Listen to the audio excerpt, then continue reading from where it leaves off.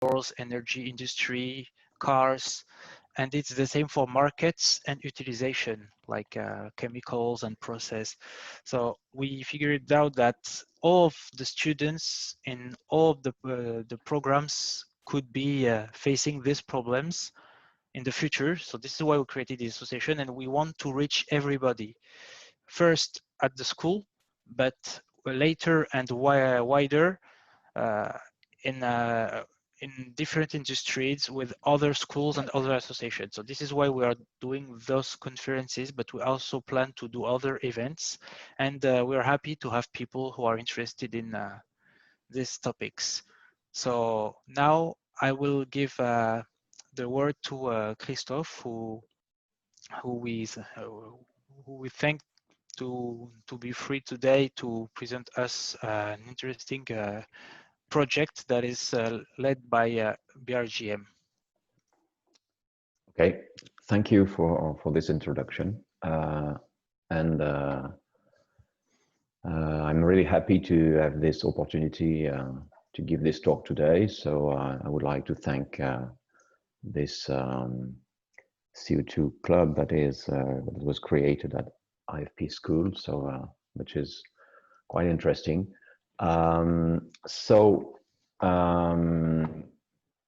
Just a few words about me.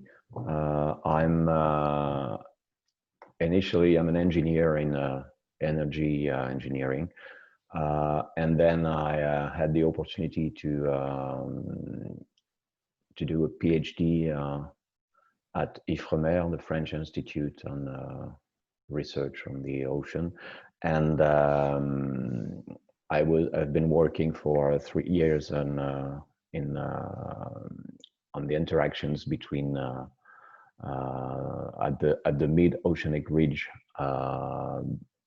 I've been working on modeling the heat interactions between the water and the oceanic crust, and modeling some thermal convection, which was quite tricky work, but really interesting.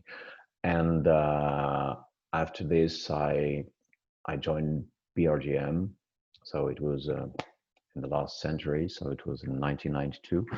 And since I'm still there, so it's been a while. I've been working at BRGM now, and at BRGM I've been working mostly on water rock interaction modeling in reservoirs, I should say, and relatively early I've been involved in the very first CCS project at BRGM, and then there was a period where we were not talking at all about CCS, so CCS disappeared from the landscape, and then now for, let's say, about last 8-10 years, CCS is back, and hopefully we hope we will reach a new stage very soon, because it's really time to do something really efficient for reducing our CO2 emissions, and CCS is clearly one of the options we cannot avoid. So we hope that we will skip from let's say more theoretical project to really operational projects. So that's why we are all working on. So I'm going to start my presentation. Just tell me if you don't see anything, which is normal because I have to click on share the screen. So is it okay for all of you? Yes, it's working. Yeah, yes, it but yes, it's working. okay, fine. So the topic of my talk today is about the CO2 Dissolved project, which basically consists in combining CO2 storage and geothermal operations. So as a short introduction, I don't need much introduction, because you already presented interesting points, but I just wanted to share with you some key numbers that most of you probably know, but I wanted that we start with same orders of magnitudes in mind.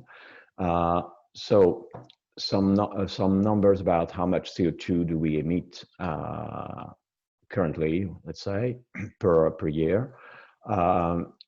It's quite easy to remember because the ratio between the whole world, Europe and France, is 10% of the previous one. So which means that Europe emission are 10% of worldwide emission, and France emission is about 10% of Europe emission. So, but the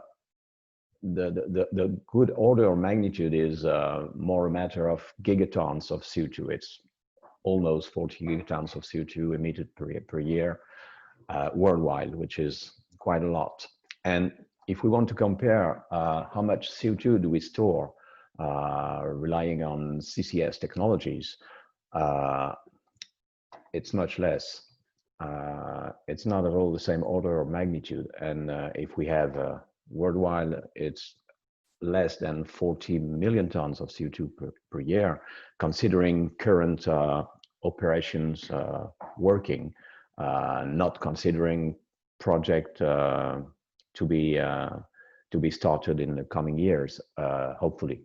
So at the moment, at least relying on the 2019 data, we have this ratio, which is really low. So if we talk a bit more about this, what I would call the standard CCS, as we know in various parts of the world.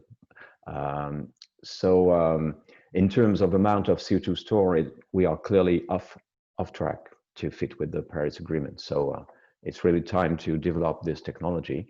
But there are some technical difficulties, even though we have been successfully injecting CO2, and more especially oil and gas companies for decades. But let's say that we have to manage with some unfavorable buoyancy effects, making that the gas bubble or the supercritical bubble is going to rise at the top of the reservoir. So if there is potentially some leakage issue to consider. So this is one of the problems. The other problem is the question of pressure buildup in the reservoir, because adding CO2 in a reservoir, whatever it is, I mean, either an aquifer, which is more the type of reservoir we are going to talk today, or let's say depleted gas or oil fields, after a certain amount of CO2 being injected, the pressure is going to rise, and it has to remain below certain geomechanical limits. Otherwise, it could create problems. And there is also the question of brine migration. This is more for aquifers. If you inject the gas bubble, it's going to spread all the initially present water in the reservoir far away, and it's difficult to control how far this brine is going to go. So this might be a problem as well.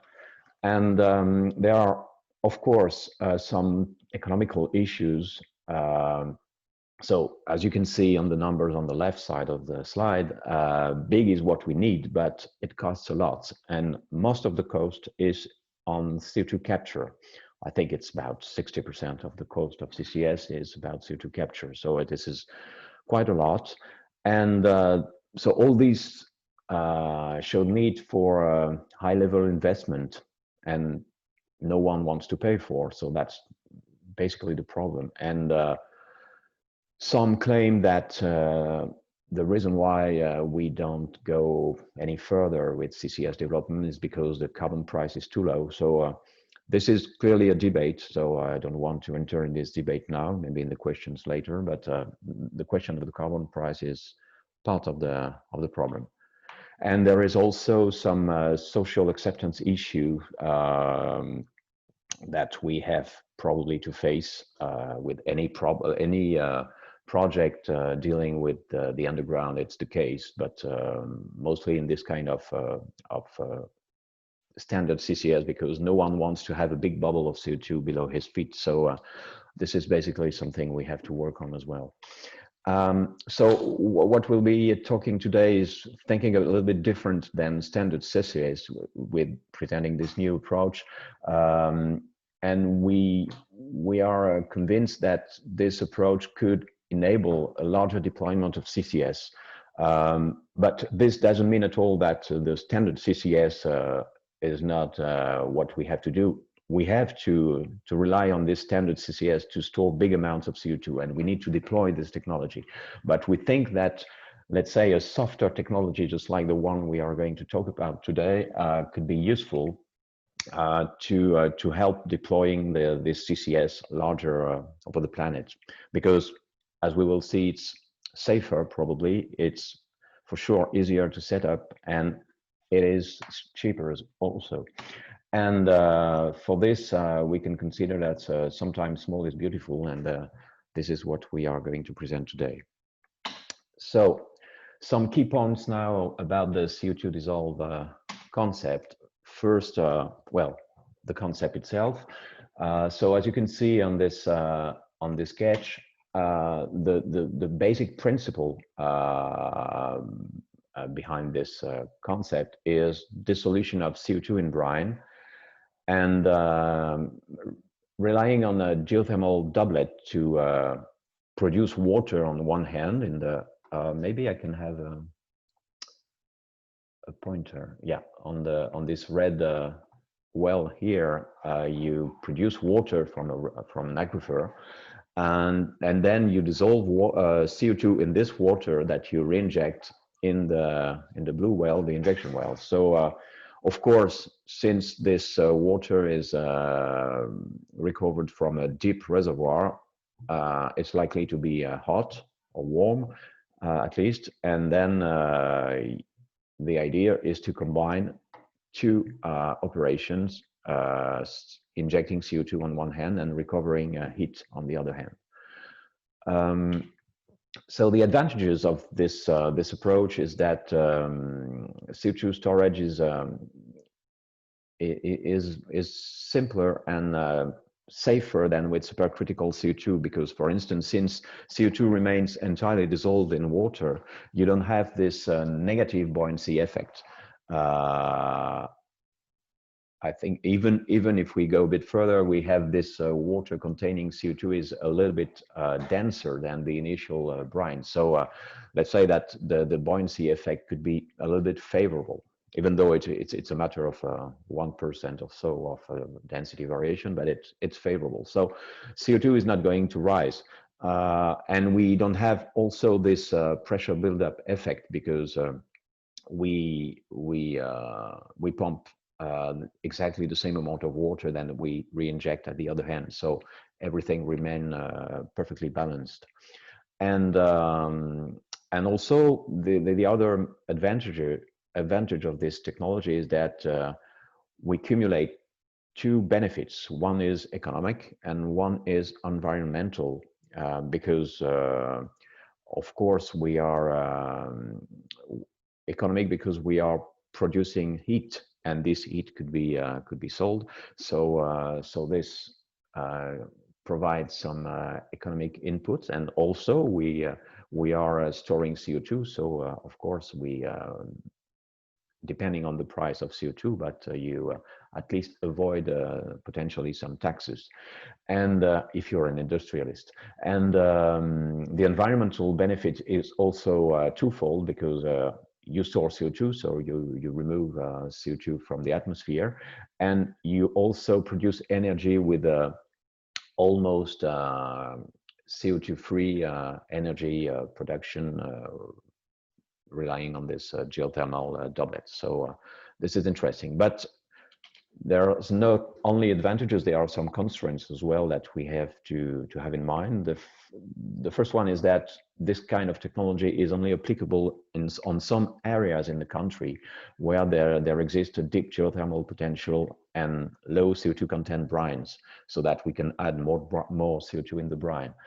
And also, there is a physical limitation on the amount of CO2 that could be injected in the reservoir, because there is the solubility limit of CO2 in brine, and we have to remain below this limit to be sure that CO2 remain entirely dissolved in brine, because we want to avoid any gas production in the reservoir. And also the volume of brine that is going to be injected is limited by the distance between the wells. So we will speak more in details later in a few slides. I will tell you more about this. So considering all this, the main target we have in mind for this technology is small CO2 emitters. Well, small is not very accurate. Let's say that it's the order of magnitude is about 100 kiloton per year. This limit of 150 is something that we calculated based on a typical geothermal doublet that we have in the Île-de-France region. But let's say, more generally speaking, it's about 100 kiloton per year. And those CO2 emitters have to be located near a heat and cooling need, because it's useless producing geothermal heat if you don't have anything to do with it at the surface. So we have to have a way to use it, just like on this sketch, just feeding a heating network, for instance. And of course, this CO2 emitter has to be located over a geothermal potential area. So next slide is just about what could be the potential market in France. So I'm sorry, I just focused on France because we mostly worked on this, but we also have some data about Germany, Netherlands, and the US. But I will stay just on France today because it's already late. So just on this map, you have all the spots, and the color of the spot is related to the amount of CO2 emitted by the plant, which is represented by the spot. And so we have quite a lot. And if we consider only these spots which are related on the main potential geothermal areas known in France, which are the main basins. Here in France, we have more than 400 small emitters which could be considered. All of them emit something like 17 million tons of CO2 per year, which is not, it's only 12% of French industrial emissions, but it's far from being neglectable. So if we now focus on the two main basin, which are Paris and Aquitaine Basin, we have more than 300 compatible emitters, emitting almost 13 million tons of CO2 per year, which is a big part of all the compatible emitters in France.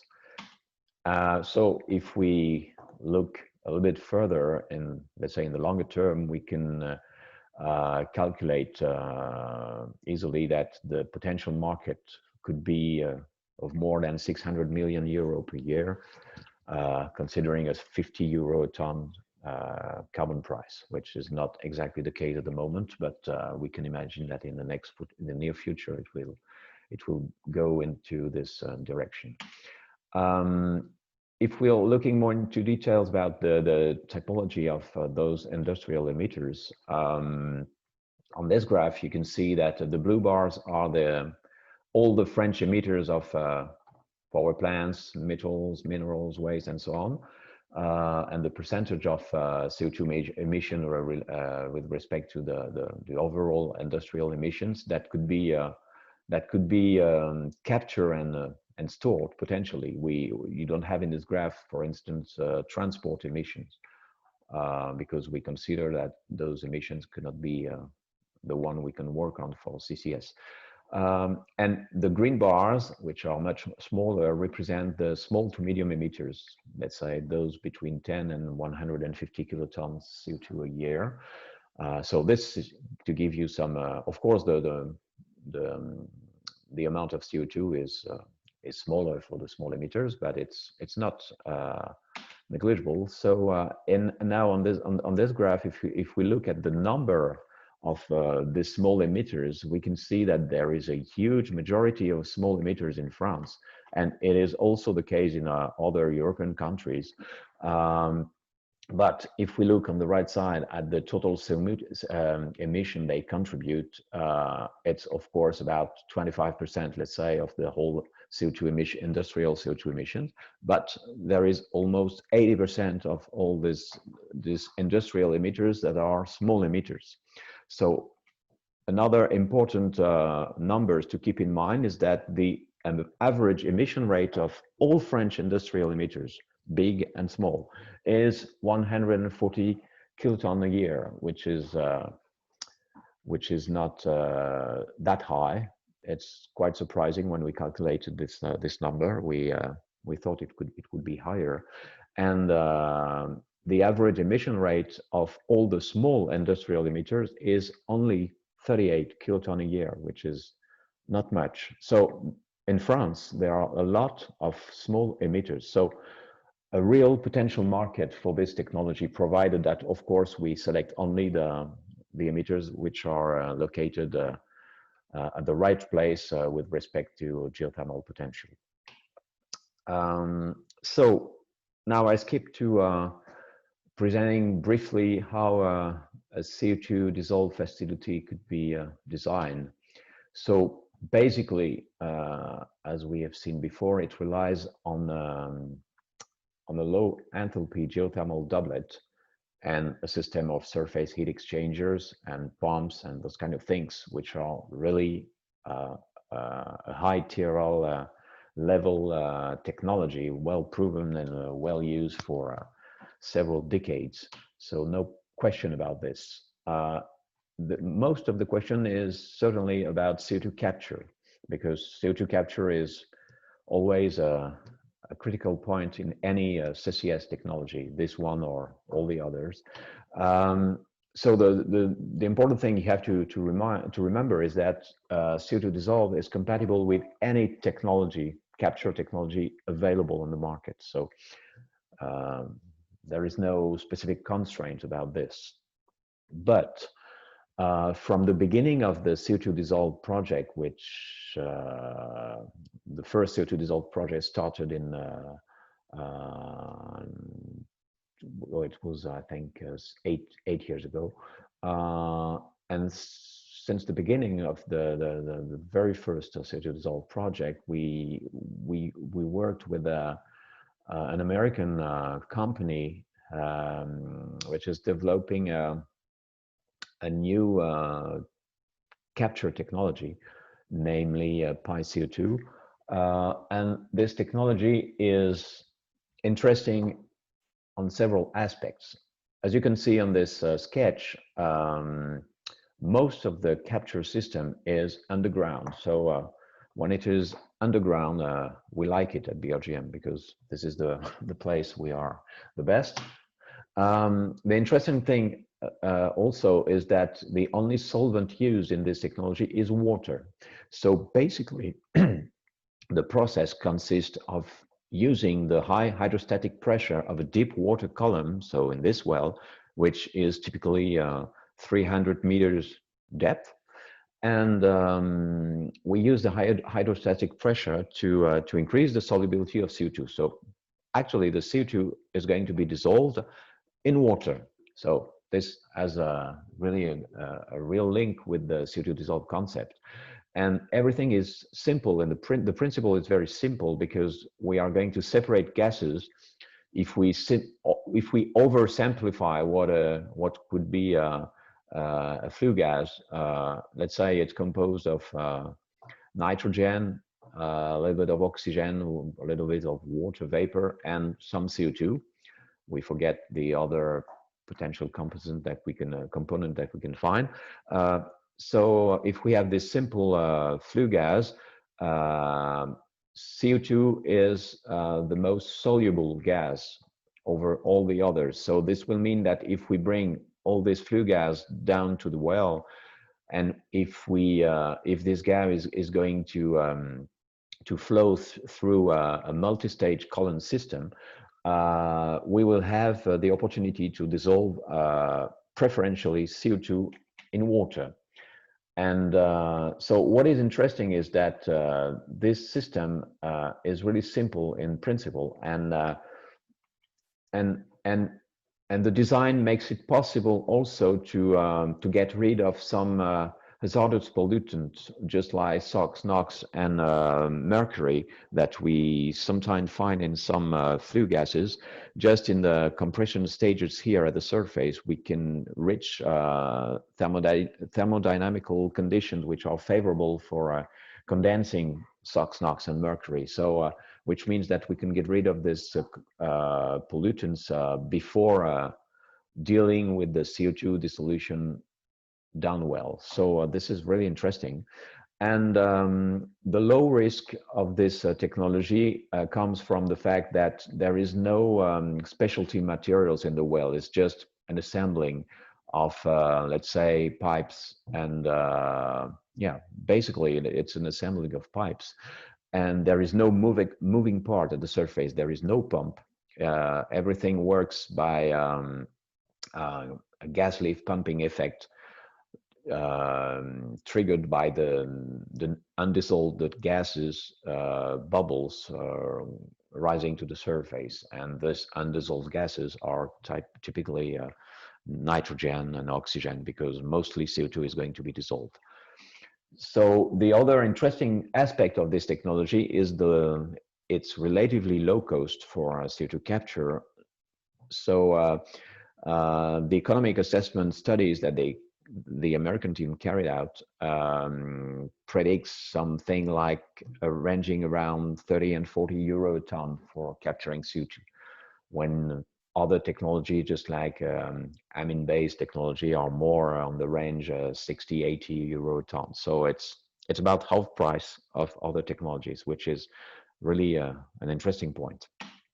The other important thing you have to know is that the very first prototype of the absorber part, which is really the core of the technology in the in-well part of the system, because everything at the surface is off-the-shelf devices, pumps, heat exchangers, compressors, something that you can buy everywhere. But the more specific part of the system is in the well, and the first prototype of this absorber, which is, as I told you, a multi-stage column. Here we only have 3 stage, but it's a prototype with a small scale. But everything worked really well with this very first prototype, and now we are working on developing a new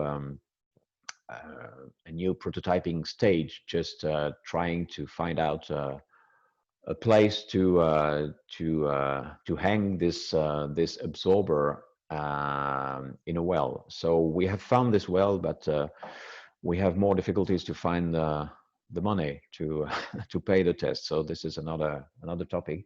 But we are ready to go further to develop this technology, which is really more environmental friendly because of use of water as the solvent. It's lower than other competing technology, and we also have this advantages of potentially eliminating impurities during the process. So this is the CO2 capture part of the CO2 dissolve system. Now about CO2 injection, because as you can guess, we don't have any CO2 transport problem because everything has to be done locally. So the injection of CO2, we basically rely on a bubbler system that is developed by our American partner, and we have to place it deep enough to guarantee a complete dissolution of the gas before it reaches the reservoir, which is something we can calculate with the appropriate models. But another important point is that if we couple the CO2 dissolved system with the PiCO2 capture technology, we can simplify the CO2 injection by directly injecting a CO2 rich brine rather than injecting gas bubbles in water in the injection well of the doublet, we can directly bypass part of the PiCO2 system, what they call the dissolver, which is at the top of the well, and directly out of the absorber where CO2 dissolution occurs in water, we can recover this water and injecting directly in the injection well of the doublet, just avoiding any dissolution issue, which is also another interesting point for working with this technology. And last but not least, you can guess also that there will be some corrosion issues due to the acidification of water because of high rates of CO2 in it, dissolved in it. So to avoid this corrosion issue, we strongly recommend using composite material just like glass reinforced epoxy, GRE, rather than steel for the well casing. So this is also an important point. So if now we consider we can use this PiCO2 technology because it has many advantages compared to other capture technology, a system, this is the general view of a system. We have actually also, we still have these 2 wells of the doublet, but we have to add a 3rd well, which is dedicated to CO2 capture. And as I told you before, the PiCO2 dissolver, which is the top part of the system, of the in-well system, could be bypassed in order to inject directly CO2 enriched brine rather than gaseous CO2. This will simplify the whole thing. And of course, because of this, the global CapEx and OpEx would be optimized compared to any other capture technology. So that's why we are really very interested in this technology, and we continue collaborating with our American partners to develop this technology a bit further. So before I give you some details about some, let's say, scientific results related with this technology, I would like to share with you some orders of magnitude of energy consumption and related CO2 emission, because once I've been asked by someone at a conference, are you sure that you're not using more energy and emitting more CO2 than you capture? Which is a good question, but we were happy to reply that, of course, in this kind of technology, we are able to assess the energy needs and the related CO2 emissions. For instance, for the geothermal doublet part of the system, this is a typical, let's say, Île-de-France doublet. The annual thermal energy production is on the order of 80 gigawatt hour per year. The annual electric consumption for fitting the pumps mainly and all the system is 4 to 7 gigawatt hour. And so the CO2 emissions associated with this electricity need is between 300 and let's say 600 ton of CO2 per year, based on the data from the French energy mix, which is emitting about 80 grams of CO2 per kilowatt hour. Now, if we look at the PiCO2 technology, I don't have the numbers for any other capture technology, but we could do the same exercise probably. The capture needs are about 0.2 megawatt hour per ton of CO2. The compression, if we want to feed a pipeline, which is not the case in CO2 dissolved, but in general, just this number. So if we one day we need to use CO2 or part of the CO2, we may need some compression energy, and this is about 0.05 megawatt hour per ton of CO2.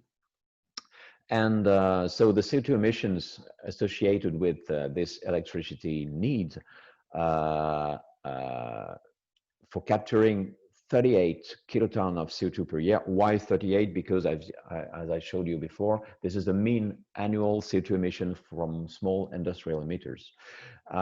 And without this compression that we don't need, would be about 600 ton of CO2 per year. So which is reasonable, of course, compared to the amount of CO2 that we could store with this technology.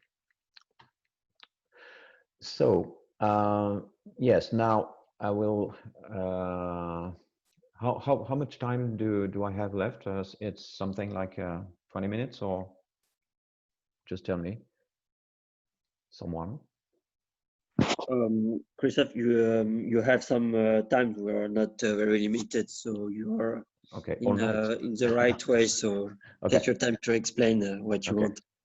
Okay, so some scientific results. So we've been working a lot on water-rock interactions at various space and time scales, because of course, as you can guess, adding some CO2 to water is going to trigger some geochemical reaction in the reservoir, mostly on carbonate reservoirs. So we all know that. So we wanted to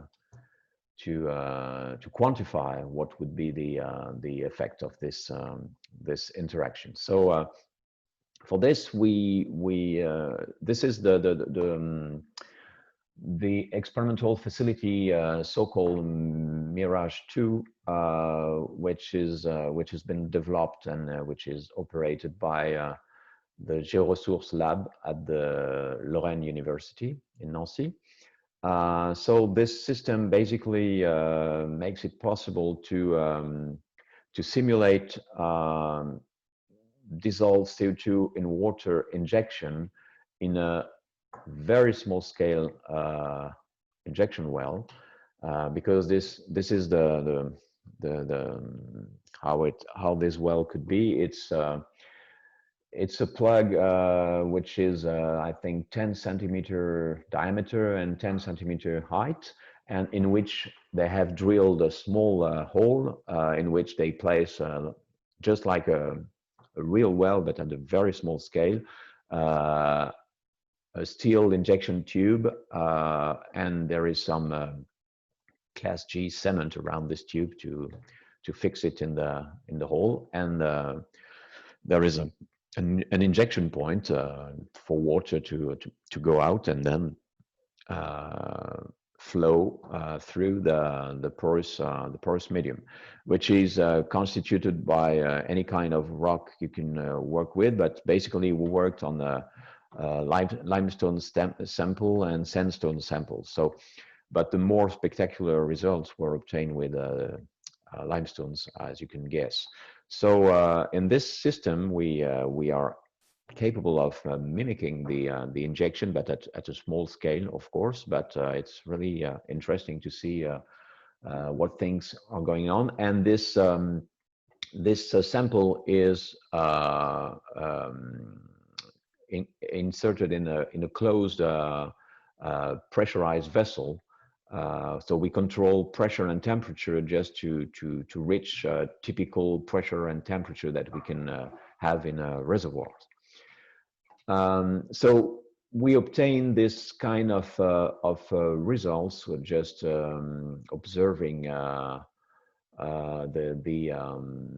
porosity variation in the sample, and so initially.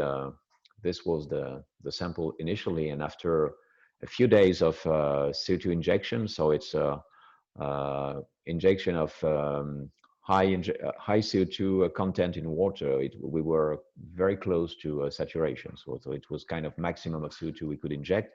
And what is interesting is that we observed some wormholing systems. One of them, the pink one here, reaching the surface of the outer surface of the sample.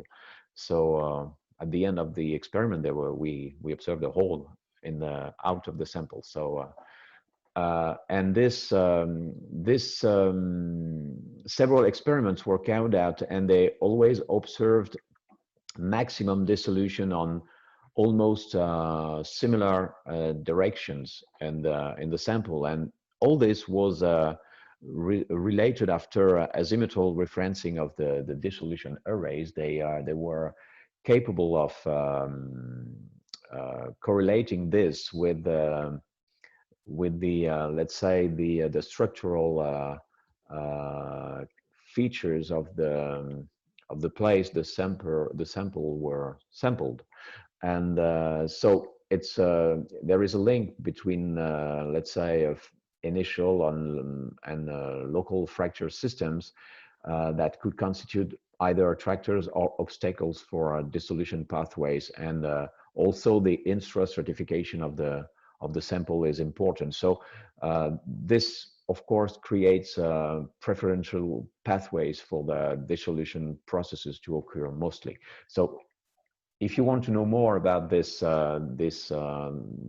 processes, I would encourage you to read this paper in the geosciences. So I can share, of course, this slides at the end if you want to keep the reference.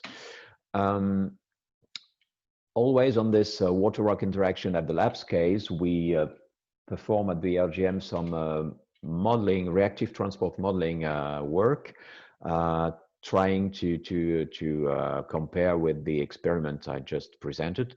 But we relied on a very simplified 2D model, but accounting for all the zone of the high pressure vessel, which means the core sample in itself and the outside of the vessel, which is filled in with water.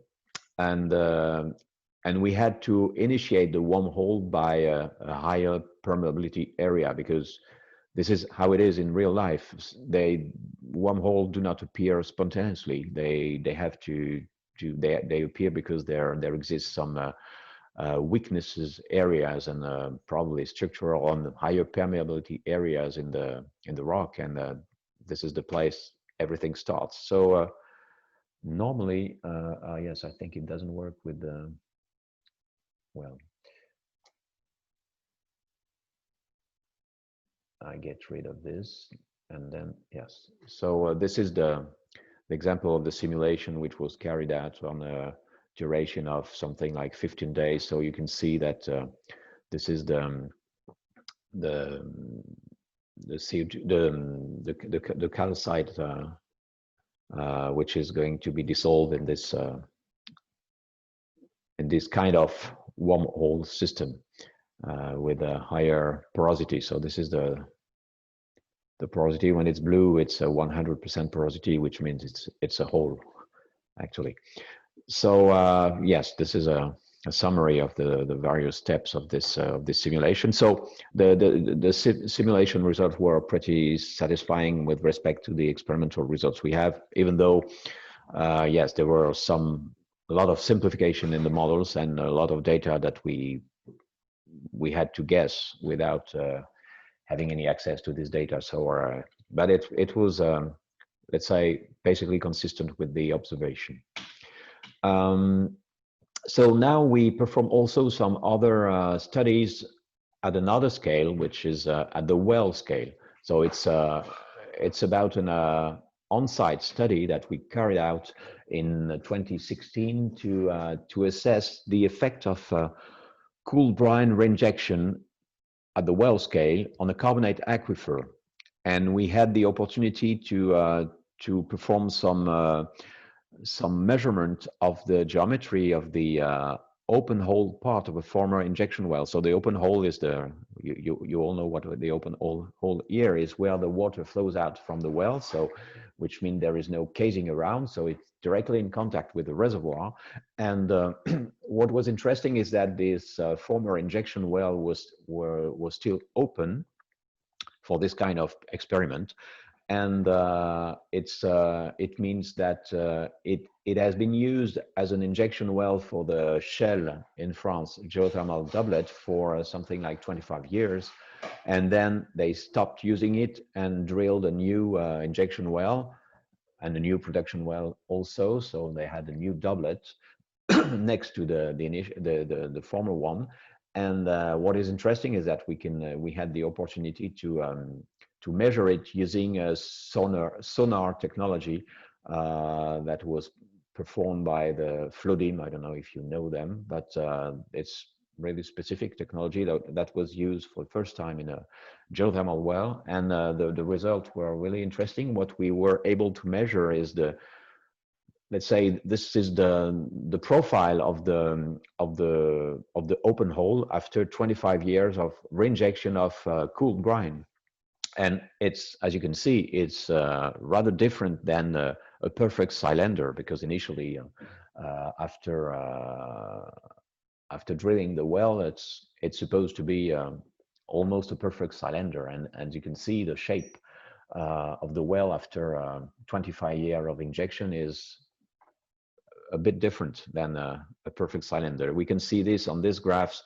So this is the well view from above, from the, let's say, the surface at various depth, as indicated here. And as you can see, there is an interesting shape with the most distortion of the initial geometry is on the southwest direction.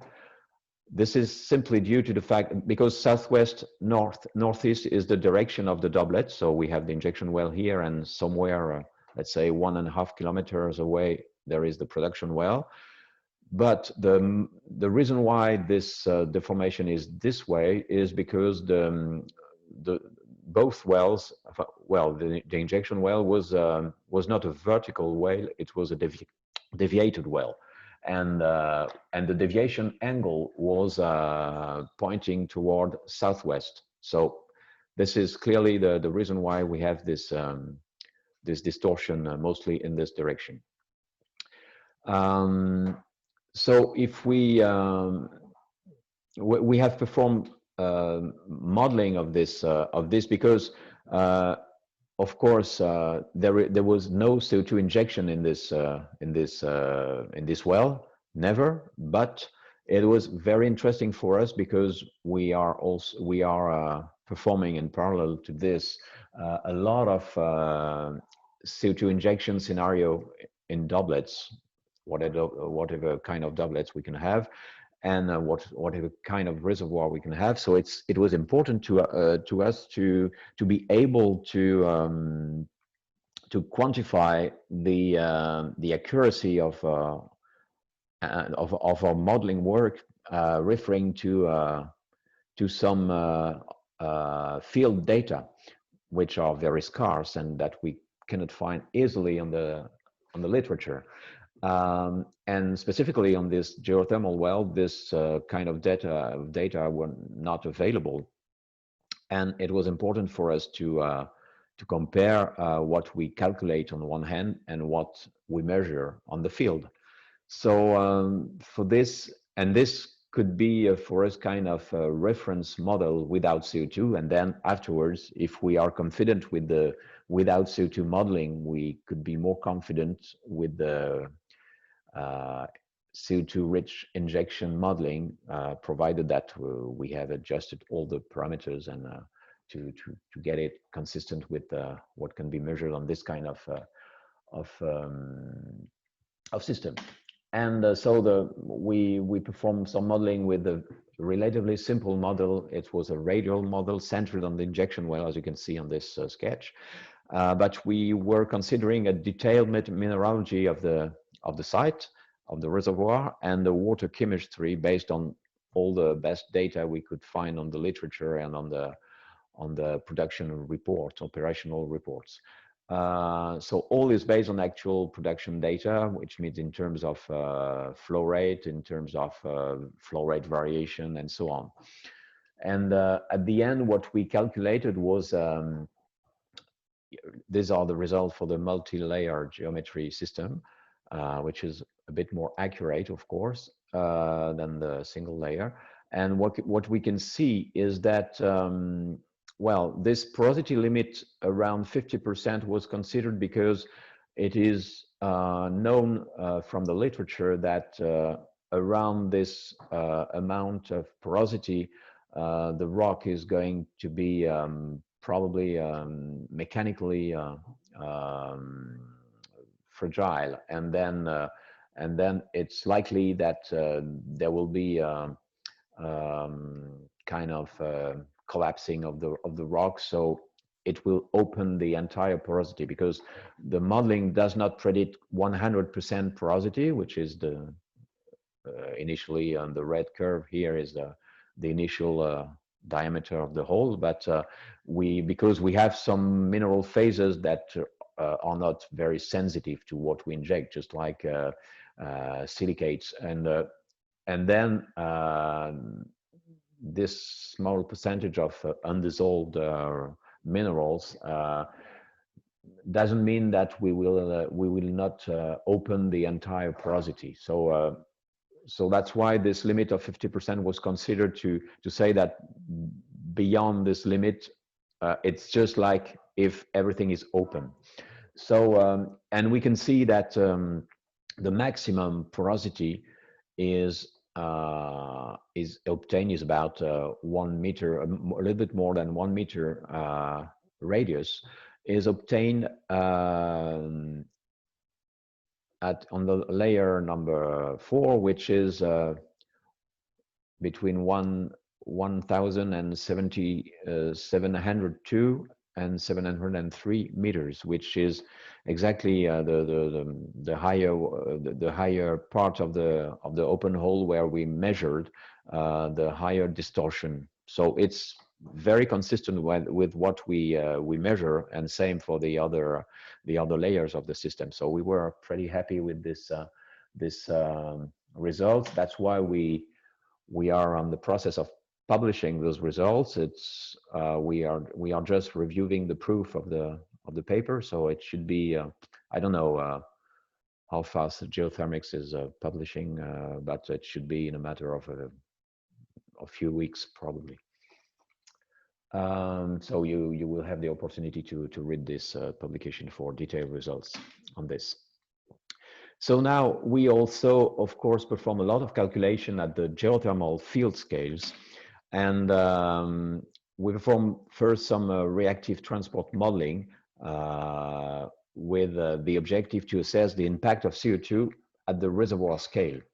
And for this, we relied on 3D models, including the whole geothermal doublet area, which is a few kilometers area, and considering also detailed mineralogy and water chemistry. And we performed several simulations, both with, let's say, generic data, typical of a Paris Basin aquifer, and some site-specific data used for various scenarios. So what I'm showing you here is something that is, so this is the variation of porosity with time, but there is a little bug with the color scale, but this doesn't mean that there's a big hole at the production well, but everything, most of the dissolution is obviously occurring around the injection well, as you can see, because the higher porosity colors are reached around the injection well. So this is a simulation over a 30-year period, which is the typical lifetime of a geothermal doublet in the Paris Basin.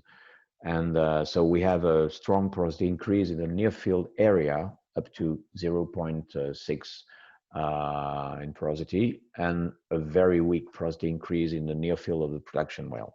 So you can't see it on this graph because the color scale is not appropriate, but there are some slight dissolution around the production well, but nothing to see in terms of orders of magnitude on what we observe at the injection well. Some of other modeling stuff we worked on was to assess the storage performance and lifetime. So this is to come back to one point I underlined in the very first slides I showed you, is about the fact that inevitably when you're injecting CO2 on one hand at the injection well, you will recover part of this CO2 at the production well after some time. This is inevitable, and it's because of the principle of the doublet, targeting the same reservoir, both wells targeting the same reservoir. There will be communication between the two wells after a while. So this is inevitable. But of course, we had to quantify this just to know if injecting CO2, it was worth injecting CO2, or if we are going to produce all the CO2 injected on one hand, on the other hand of the system. So, which would have been very disappointing. So we accounted for thermal transfer effect as well in this simulation, but those simulations were performed without chemistry. We disabled the reactive part of the code. Just our objective was to see how far the CO2 plume was going and at which concentration. So as you can see here, it's a CO2. It's one scenario among several tens of scenarios that we calculated, but on this one you can see that everything is very symmetrical. So this is not this is probably a generic one, and as you can see, of course, most of the CO2 concentration is around the injection well, but some part of the CO2 has reached the production well after 30 years of injection. So to go more into details on this aspect, we perform also calculations to see how much CO2 we can actually store in such a system. So this simulation are kind of worst case simulation, because we assume that from the very beginning of the CO2 injection, we injected the maximum CO2 that could be injected, which means we were at the limit of solubility of CO2 in brine, and during 30 years we injected always at this limit. But since part of CO2 is going to come out from the production well, it means that the CO2 you are injecting in the injection well provides from, of course, the CO2 you capture and you add to the system, which is basically the CO2 you want to get rid of. But you have to account also from part of the CO2 that you recover from the production well, which means that some of these two CO2 sources must remain below the solubility limit. So this is exactly why these curves have this shape. So the color is depending on the flow rate. So the purple one is at 300 cubic meter per hour, which is typical of some of the geothermal doublet in the Paris Basin. The green one is kind of an average at 200 cubic meter per hour, and the red one is at 100 cubic meter per hour. And of course, in these curves, we can see that initially we start at a relatively high injection rate, something like 130 kiloton per year. But after just a couple of years, we have to decrease this rate just to remain below the solubility limit. And same for all the other curves. But of course, when the flow rate is lower, the moment we have to start decreasing the injection rate comes later. So this is an issue of this. It's intrinsic to this kind of system. So we have to be aware of this. But integrating those curves allowed us to estimate the accumulated masses of CO2 stored over a period of 30 years, which is the typical lifetime of a doublet, as I told you before. So for various distance between the wells, because the higher the distance, the better it is in terms of storage capacity, because of course, the CO2 will take more time to reach the production well if the wells are far enough one from another. But let's say that they are typically between 1 and 2 kilometers apart, one from the other. So that's why we consider those distances. And So as you can see, with small flow rate, we store a relatively low amount of CO2, even though it's better, and especially if the distance is far enough. It's the same behavior for each of the flow rates, but at the end, in terms of strategy, of course, the higher the flow rate, and the higher the distance between the wells, the higher the amount of CO2 you are able to store after 30 years. So here in this optimal system, let's say we could store more than 2 million tons of CO2 after 30 years. But we are talking about small industrial emitters, I remind you. But if we skip from this worst case where the idea was to calculate the maximum CO2 we could store, and we go closer to a more representative case that we have in the French industrial landscape, if we are looking for something around 38 kiloton of CO2 per year, which is typical for the average of the small industrial emitters in France, we can see that we can almost keep this rate with this average flow rate of 200 cubic meter per hour and an average distance of 1.5 kilometers between wells. We can keep this rate almost all along the typical lifetime of the doublet, which is quite interesting. And if we go a little bit lower in terms of CO2 concentration in water, which is here, you have to know that the maximum solubility is about 1 mole per liter at this pressure and temperature conditions. So in this case, the blue curve is about 50% of the maximum solubility. And here you have, so you can see that for the red and the green curves, you can keep without any problem the required flow rate to the required injection rate to get rid of all the CO2 you are capturing. So this is also something we have to keep in mind, because the previous curves were kind of pessimistic view, but were interesting to estimate the maximum amount of CO2 that we are capable of capturing. Okay, so now to the last part of my talk is to tell you a bit more detail, some more details about where we are in the CO2 CO2 dissolved technology development.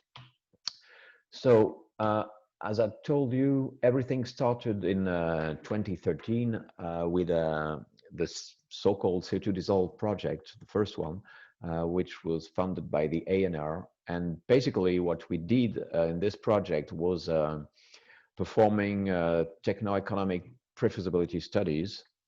And as the results were mostly positive, we were able to start a second project called Pilot CO2 Dissolved, in which we had the ambition to find, at this very early stage, but to find a potential demonstration site for the concept, at least pre-selecting one of them and trying to do some pre-dimensioning work for this site. And at the same time, we started some complementary studies on, of course, pursuing the basic scientific work, but adding some aspects on the regulations and sociology, which are really important things to consider in this kind of project. So this was something new. And in this project, we also had the opportunity, as I told you before, to test the first PyCO2 capture prototype. So we finally were capable of finding a demonstration site and perform a pre-feasibility study, but it was at the very end of the project, and the owner of the site doesn't want us to communicate on it. So I'm not going to show you anything on this site, but I'm going to present something interesting.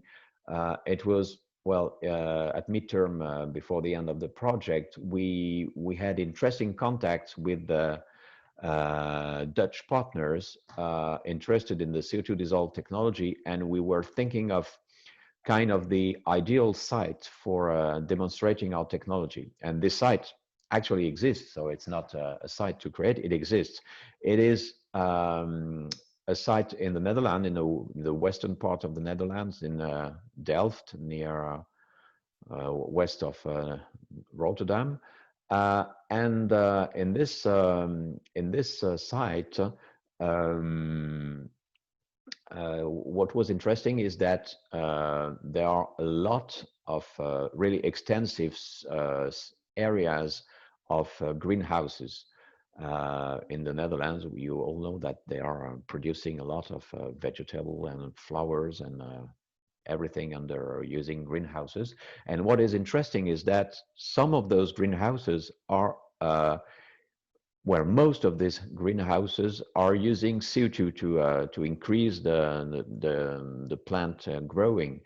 And what is interesting also is that Netherlands is equipped with a full underground network of pipeline delivering CO2 to the greenhouse areas all over the country, from in this southwest region and as well up to Amsterdam in the northernmost part of the country.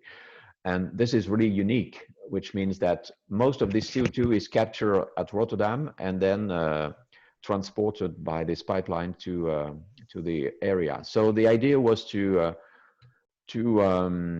the other important thing is that some of this, the site we were considering is already heated by a geothermal doublet. So most of the things were already in place for a demonstration of the CO2 dissolved system. And so the idea was to build a new doublet, and because this doublet has to be equipped with specifically for CO2 injection, and to store CO2 during, well, about 9 months a year, because this is the period of time where CO2 is not used by the owners of the greenhouses. They only use it in certain period of the year. So the rest of the time CO2 go to the atmosphere, so which is bad thing. So the idea was to store CO2 part of the time and to of course continue delivering CO2 to the greenhouse owners. And we didn't need any capture technology. It was already in place in Rotterdam, so it was less expensive and much easier to set up, because we only had to drill a new well, a new geothermal wells, and of course add all the equipment necessary for injection. And we had a strong support from of our proposal from local end users. Of course, most of them were very happy that the idea of drilling a new geothermal well will provide them with new inexpensive energy. And but unfortunately, the Dutch Ministry of Administrative Affairs said no to our project, because for two interesting reasons. The first one is that onshore storage is not yet possible in the Netherlands. They want to wait for CO2 storage being sufficiently demonstrated offshore. So far, we cannot store any CO2, even being dissolved in water. And also, the CO2 storage, according to them, has a rather strong negative connotation, specifically in the Netherlands. And they considered unwise to combine both technologies. This means CCS on the one hand and geothermal on the other hand, because geothermal has, at the contrary, very good press and is planned to be strongly developed in the coming years. So they were kind of afraid that mixing both things could be a problem for the development of the geothermal in the country. So, well, we were kind of unlucky with this, and our proposal was unsubmitted, and we had to stop it, unfortunately. So now we are in a new phase of the development of the project, which is the CO2 dissolved injection project, which is about 3-year project that with the aim of validating the technical feasibility of injecting CO2 as a gaseous phase to be dissolved in a water of an actual geothermal doublet. So basically, in this test, we wanted to simplify things, just validating the core of the technology, which is CO2 injection in a well, and monitoring of this injection, monitoring of this dissolution, just to confirm that everything remains dissolved when reaching the reservoir. So there is no need for industrial CO2 emitter in this project. There is no need for any CO2 capture technology, and the CO2 has to be brought from a provider. It will be brought from a provider and stored on site for the period of the test. So this project actually has two main phases. The first one is the one ongoing, is the preparation phase, where we are, of course, designing all the tests and calculating everything we need. And we are also trying to find a site, an appropriate site to perform the test. And this is not an easy thing. And actually, to go to the next phase, we have to fulfill three vital conditions. The first one is the availability of a site. So this is exactly what I just told you. We have to find this site, and well, we have some ideas of the site. We are just in some advanced contact with the site owner, so I can't tell more at the moment, but we are relatively optimistic on the site. Second point, at the moment we remain optimistic, but we have nothing is it's obvious in terms of administrative authorization, and this is something we will need, of course. We are already started presenting our project to the administration, but we have to prepare a specific file to submit to the administration, and it's part of the ongoing work. So far we don't have any authorization, but first we need to have the site, then we will ask for authorization. And last but not least, we have also to find funding for performing this operational phase that is scheduled to follow this preparation phase. So if one of these three conditions is not fulfilled, we unfortunately will have to stop the project, but we don't think at all about this at the moment. So we hope we will be able to fulfill those three conditions and go to the operational part of the project, just actually injecting CO2 in a real geothermal well. So this second phase is planned to last between, let's say, 1 and 2 years, depending on what will be the requirements from the administration about monitoring after the injection test, because the injection test is scheduled to last for, let's say, a couple of months. That's all. And but probably that we will have to monitor things later after the injection. So we don't know exactly. We don't know exactly when T1 will be, but it will be at best sometimes in 2021. But provided that we can find some funding, which is the most difficult thing for the moment. There is another project, just to mention, which is funded by the region. Christophe? Yes. Oui. Sorry to interrupt you. I have to stop. No, just to know how many slides do you have? Because I think something like 2 or 3. Okay, that's No fine. more. Then Okay. we can take a little time for questions. Okay, for questions. Thank you. Okay. So this project is funded by the region Centre-Val de Loire, which is the region around Orléans, where BRGM is located.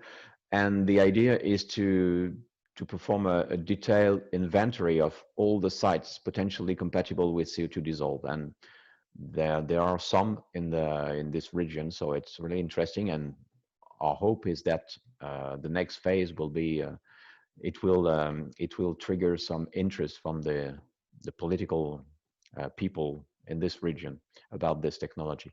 And the next phase that we have in mind, of course, is demonstrating the whole technology, which means including capture and injection, storage, and so all things, and heat recovery, all together in a site that we have to find. And we are also working on finding a potential site that could be interesting for this type of demonstration. So, conclusion. First thing is that the CO2 dissolved concept is, what is interesting is that it's based on existing technology, which is the low enthalpy geothermal doublet that is perfectly mature and generally very well accepted by society, which is really important. Storing CO2 as being entirely dissolved offers many advantages, as we've seen, in terms of safety, and we expect that it will make things easier in terms of social acceptance, because there is no longer this bubble of CO2 underground that no one wants to live above. So we expect that basically relying on this geothermal doublet technology, it will be very well accepted by the population. But this will have to be tested, of course, on a real life case. As I showed you also, the limitation in solubility led us to consider small industrial emitters as the main target, but this is not exclusive. I mean, it could make sense to mitigate CO2 emission of a bigger emitter. So let's consider, I don't know, a cement plant emitting 500 kiloton of CO2 per year. If we are able to store, let's say, 100 kiloton per year, it's 20%, which is not negligible. So it could make sense to consider also some bigger emitters. We also presented a breakthrough CO2 capture technology. It's currently under a prototyping phase, and of course we need to go to the next phases. But so far the economic assessment of this technology is very promising. So, as I told you, this is not the only technology we can use with CO2 dissolved, but it clearly has many advantages over all the other technologies available in the market. As well, the advantages of this CO2 dissolved technology in terms of cost, of size of operation, of risk, of impact, mean that the concept could be probably more easily applied, and thus it could pave the way toward a larger CCS deployment, because, as I told you, we need standard CCS to store bigger amounts of CO2, which means a few million tons of CO2 per year. But maybe starting developing CO2 dissolved could help in the future developing bigger, larger storage system relying on standard CCS technology. However, as we have seen on the Dutch test case I just presented briefly, the regulatory and social acceptance question remains central in this kind of project. So we have to work on it. And what we think is that for the next phase, I mean the last phase before commercial is demonstration pilot. We don't think it could be feasible without effective industrial, local authorities and political support, because it's basically a local project. It's not just like a standard CCS that could be, let's say, with more national ambitions, gathering all the emissions of various parts of the country, CO2 being transported through pipelines all over the country, for instance, and so on. Here, it's something really local. So the heat we produce has to be used locally. The CO2 we store is emitted locally, and all the benefits are local. So so that's why it's important that local authority be involved in very soon in such project. That's what we are working on, and that we have some kind of political support, because we all know this could be the key between yes and no at some time. So so that's it. I think I have finished my presentation, a bit longer than expected. Sorry for that. But anyway, I thank you for your attention. I don't know how many of you are still there, but and I am available for some questions.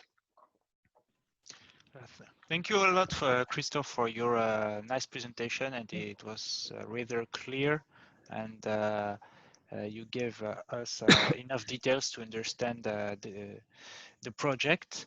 So yeah, so any people can ask a question. So I saw that someone someone asked a question in the chat before the end of the Yes, but I don't have the chat Okay, so window. I It will read it disappeared. for I will read it for you. So if you want Okay. to Okay. answer, so he said so just to confirm the CO2 dissolved concept from the picture showing both the production and injection well looks Yes. more like recycling of the CO2 because of the distance between the wells. Am I Mm. right? Yes. It is exactly what I presented with this. The things. This is typically the effect of CO2 recycling, or even this one. We can see that part of the CO2 injected here after a while is going to reach the production well. So this is inherent to this kind of system. In standard geothermal, just without CO2 in geothermal, the problem is the cooling of the reservoir, because you are extracting heat from the reservoir and you are rejecting cold water. So at the end, you are going to cool your reservoir, and after a while, you will be producing water colder than initially. So this is also the same problem for geothermal energy production. It works for a while, and after a while, because of heat transfer laws, you are cooling your reservoir and you have the same problem. For CO2 injection, it's even worse, because mass transfer processes are much faster than heat transfer processes. So that's why after a couple of years, you already have the first drops of the CO2 that you injected at the injection well that is coming out at the production well. But as I told you, it is something that we are aware of and that we can manage. Just controlling how much CO2 is coming out from the well and just adding as much CO2 as possible, not to go beyond the CO2 solubility limit. Okay, so can you still not see the chat, because there is he No. asked another question. Okay. So maybe if I could, Okay, may I have to so stop sharing my screen? It could no, help. maybe No, you have to click on or I can read it for you if you prefer. but because it disappeared just when I started the presentation. But maybe There is a bar where written converser. let me see. No, here it is. I don't know where it is. It's maybe behind because I have two screens, and maybe I can stop the full screen view and see if So there is something here. you can check the zoom bar, and next to partager l'écran, you can see it's written converser, and you have Okay. the chat window that can be open.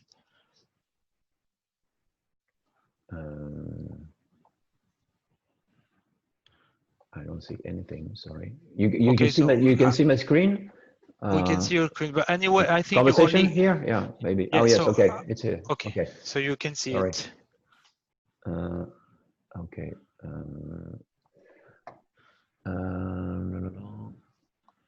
Okay. Aside electricity, what is the current improvement being undertaken to reduce the cost of CO2 capture? Well, so I read it for all, or everybody see the question? Do I need to read it? I think there are. Well, I didn't plan to give you an overview of all the current CO2 capture technology under development. There are many, but basically there are no so many types of capture technology. I know that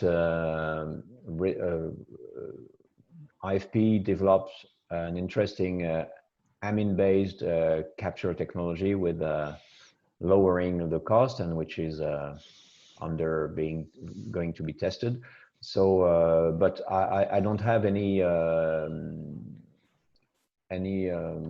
recent I didn't do any recent literature review of all the capture technology available in the market, but as far as we know, there is no miracle technology that is less expensive. Most of the cost is on the energy needs. So you need to compress, you need to heat, depends on the technology, and this costs a lot. And that's why it's so expensive. Plus with amine-based technology, you have to renew your solvent and you have to buy it. You have to dispose your solvent. So all this has a price to pay. So that's why it's so expensive. But for sure in the future, we are going to lower those costs, but for now it's a cost of around 50 euro a ton is really a minimum from what I know, but maybe some other technology exists, but all of them are expensive. And the probability for increasing the carbon tax over 100 euro, I don't have any idea on this, but what I can say is that many industrialists already consider in their calculation and plans for the future a carbon tax price far beyond the actual price, which should be something around 15 or 20 euro a ton, I think. But most of a lot of industrialists consider something between 50 and 100 euro a ton for projects in the very near future. So and we have that high range of tax in northern countries, in Norway, for instance. They have a high rate of carbon tax. At the same time, they emit a lot. They contribute to emit a lot of CO2 because they are producing oil. So, but yes, it's likely that it's going to rise. Well, I would have said before the COVID-19 crisis, it's obvious that it's going to rise. So now maybe I have some doubts on the speed of rising this CO2 tax, because there might be some other priorities. But I think we are on track to rising this price in the very near future. So what is the rate of CO2 capture? Yes. So now another question about if the rate of CO2 being captured. So what I probably didn't tell you, and so I'm going to tell it now, is that if I go back to this slide, for instance, to go back to the Pi CO2 capture technology, the important thing is that everything is really sizable, which means that if you need to capture 100 kiloton a year of CO2, you will have a relatively small diameter of this well. When I say reasonable, it's something like, let's say, 2 to 3 meter diameter and 300 meter depth. But if you need to capture 1 million ton of CO2, you can use the same technology and but increase the diameter or drill 2 capture wells, which might be a little bit less expensive depending on the diameter you need. But what is important to keep in mind is that Pi CO2 technology is not limited in terms of amount of CO2 to be captured. It could be sized consistent with the need in CO2 capture, which is when it is associated with CO2 dissolved, we don't need to capture 1 million ton of CO2 because CO2 dissolved is not capable of storing the CO2. But so it's smaller diameter, so less expensive, and so on. But if we need to use this technology for storing CO2, for instance, in standard CCS approach, it could be used as well. So there's no problem with this. And so how do we separate CO2 with other components like SOx, NOx, etc.? So H2S. So H2S, I avoided you talking about H2S because H2S is the one of the only gases which is more soluble than CO2. So if we have H2S here in the absorber, we cannot separate efficiently. We will have a lot of H2A dissolved in water, so we will have very, very acidified water, which is not what we want to have. But hopefully, we can get rid of those components before the injection in the well. As I told you before, this technology can allow us to remove SOx and NOx, so just avoiding this problems with H2S, for instance. And we also have to consider that most of the industrial, at least in France, I should say all the industrial plants have strong requirements in terms of quality of the flue gas emitted by the smokestacks. So they most of the time the rate in H2S has to be very low, so it has to be treated before being injected in this well. So the TRL of the PyCO2 process, I should say, it is somewhere between 4 and 5 at the moment. But when we will be able of prototyping at a larger scale than what we did so far, certainly we will easily reach TRL around between 5 and 6, and as close as possible to 6 if we have a typical this size, diameter and depth well that we can find. And we already found one, but we have some difficulties to find the budget for this project. But it's feasible to reach easily TRL 6, I think. There's another question. Mention reactive transport modeling, the solution may occur. Okay, on the time scale. So yes, most of the processes that we observed in geochemical modeling were dissolution, but there are some kind of mineralization may occur at some places in the aquifer. I don't have top of my head all the results about this, but I think that typically in the paper which is going to be published in geothermics, there might be some not much detail, but some details about potential precipitation that may occur. But it's mostly dissolution, but some precipitation occur, but nothing that could have a significant impact on porosity.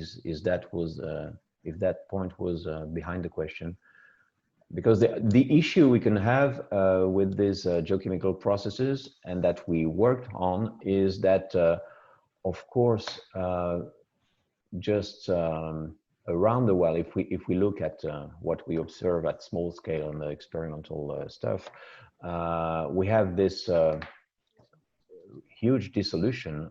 Or if we go here in this modeling, even here, without CO2, we observe that we have a relatively important volume of rock that has been dissolved after injection of a standard well. So we can guess through modeling that if we inject CO2, if we add CO2 to water, we will probably extend this this dissolution area by a factor, let's say about 10, about 5 to 10, let's say.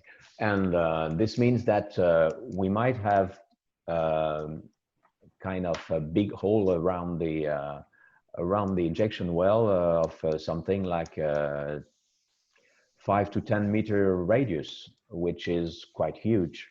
And so one thing we can issue we can think of about this problem is for the well itself. But since it happens on the open hole part, there should be no problem in terms of mechanical problem related to the well, and also in terms of potential collapsing of the geological layers above the reservoir. But this is also very unlikely from the the geomechanical calculation that were performed. I'm not a geomechanist, so I can't tell you details about this, but the conclusion was that the probability was very, very, very low, not to say nil.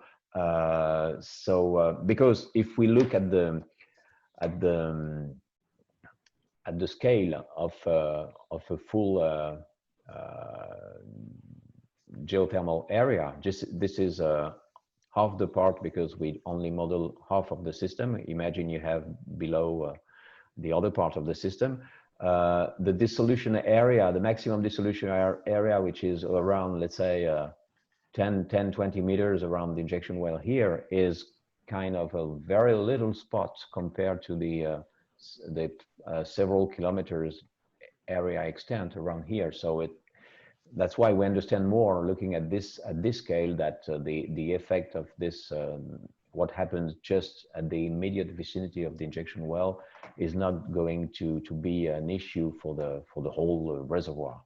So that's what I can say at the moment on this question.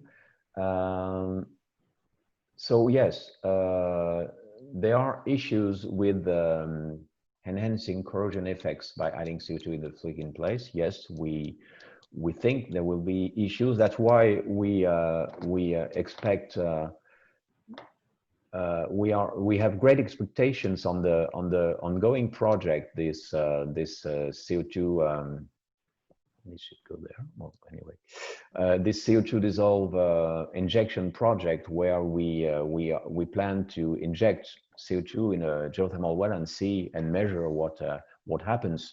Also in terms of corrosion, even though the injection period will be very short on purpose, not to damage the well. So we are currently I just had a meeting this morning with Geostock, which is one of the partners of the project, and they were preparing some corrosion modeling calculations, and so we are. It's just really a really hot point, because we are currently working on this and trying to assess what could be the extent of the corrosion effect due to the adding CO2 to this injected water, even though it will be very limited amount, nothing to see with a real CO2 dissolved system. It will be very small, but anyway, there will be some effect. So we are trying to calculate it. It's not easy, because most of the models are not really designed for geothermal and CO2 injection at the same time. So we have to do some to cheat a little bit with the software to be able to perform the calculation we want to do. But it's really something that we are currently working on. So I don't have all the answers now, but for sure the effect will be improved. But on a standard or on a demonstration pilot of the CO2 dissolved system, the injection and the production well will be will be not with steel casing, but with composite material casing, so that we get rid of this corrosion issues. So this was the last question I can see on the. Oh, there's another one. No. Okay. Thank you. You're welcome. Okay.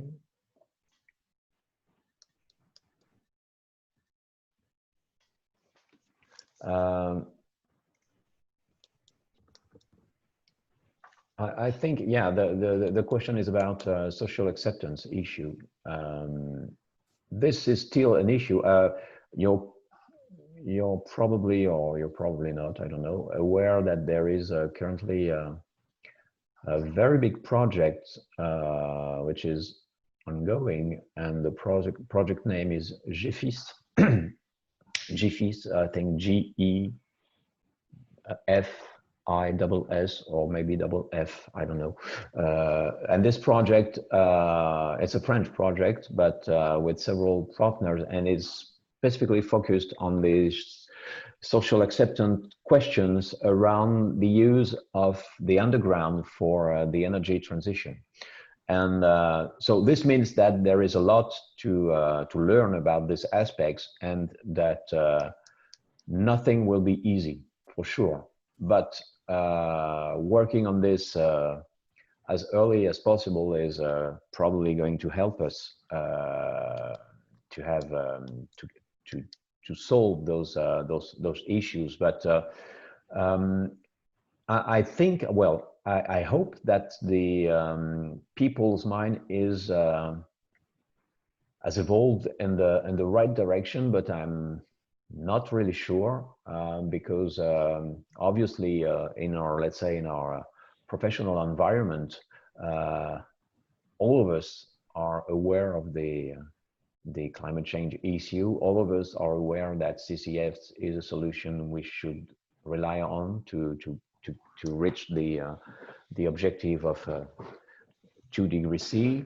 But this is not the case for the general population, and even from what is new now is that we have to work with environmentalist associations, and that these associations are really well organized, and it's really difficult. It's not as easy when people are alone on their side and they ask questions at a conference or things like that, at a public conference. But when you have to face an association, it's another level of difficulty, and it's not unlikely that such a project could be at best delayed or cancelled because of problems of social acceptance. So this is something we have in mind. So we try to work on this and to convince people that at least this solution, CO2 Dissolved, could be it's much less risky than a huge standard CCS storage, at least on land storage, because when it's offshore, it's less let's say scaring for people. But when it's onshore, most of the time a lot of people are scared about what we are going to do with the underground. So I hope that things will evolve in the right direction, but of course more and more people are aware about the climate emergency.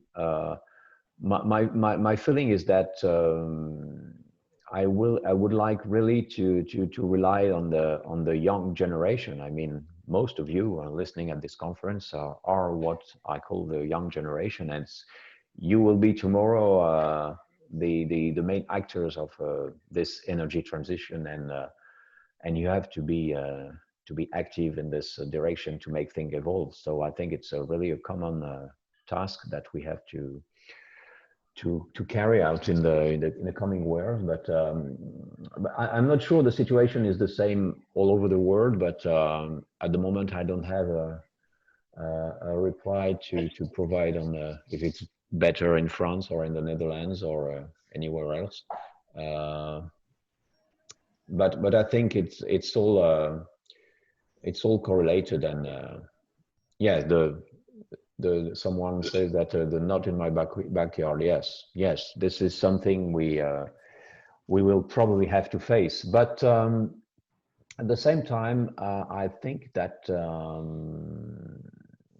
one day we will have to go beyond this, because the situation is really an emergency. So it's some kind of balance to have or to make between the awareness of people about the climate change problem, and which means that we have to do something right now, and that those things has to be done not necessarily far away from where I live. So and in this kind of system, which is designed to be operated locally, and that all the benefits of this activity are local.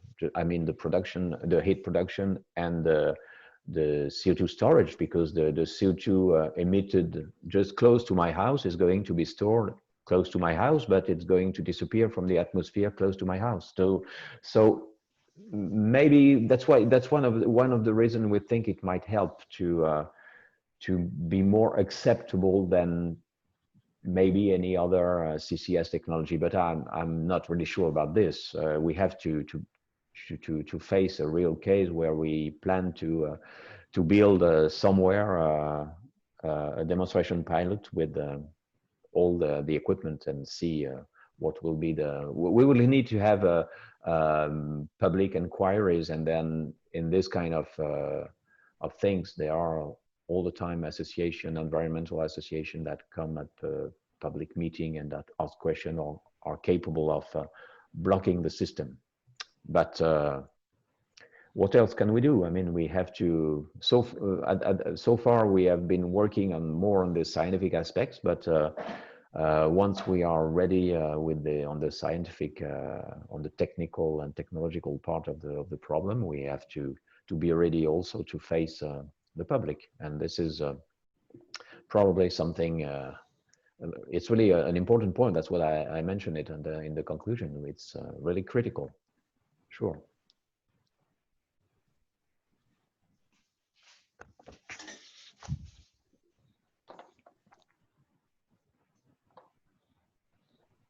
So I don't see any other question. And it's maybe a reasonable time to stop the conference. Yes, so if there is no last question by message or just directly, maybe we can end this webinar. Yeah, I agree with the last comment. Maybe researchers and scientists also have to become good rhetoricians too. Yeah, that's right. That's something we need to do. Yeah. Okay, so I just opened a little poll, yeah, just to know about the audience, where everybody's from. So if you can fill it before leaving, it could be helpful for us. Okay. And so, Christophe, thank you a lot for your You're welcome. availability. It was interesting for me, but well, it was quite strange because I didn't see anyone. Sometimes I was wondering if I was speaking alone in my office, but but it's really strange. But first time I do it by Zoom, and so I thank you very much for your attention. I think many of you stayed until the end of the conference, which is I really appreciate this. So thank you for this. And so I guess I have to stop recording somewhere. Yes, you can stop recording and we will end the meeting afterwards. So I stop sharing, okay, and then stop